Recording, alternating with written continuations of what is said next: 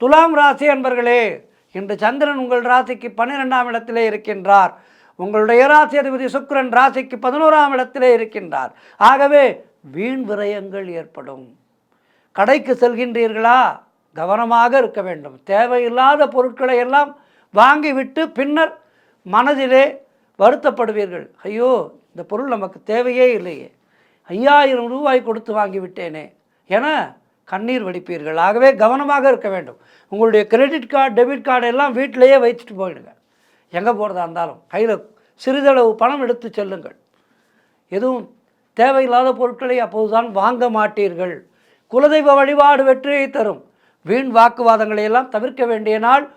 புதிதாக கடன் வாங்கக்கூடாது, கடன் கொடுக்கக்கூடாது. அலுவலகத்திலே வேலை பார்ப்பவர்கள் மேலதிகாரிகளால் நெருக்கடிகள் உண்டாகும், கவனமாக இருக்க வேண்டும்.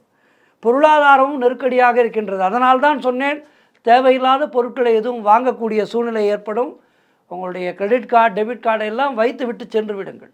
உடல் ஆரோக்கியத்திலே மிகுந்த எச்சரிக்கையாக இருக்க வேண்டும். மொத்தத்தில் இன்றைய நாள் நீங்கள் மிக மிக கவனமாக இருக்க வேண்டிய நாள். முருகப்பெருமானை வணங்குங்கள். வாழ்த்துக்கள்.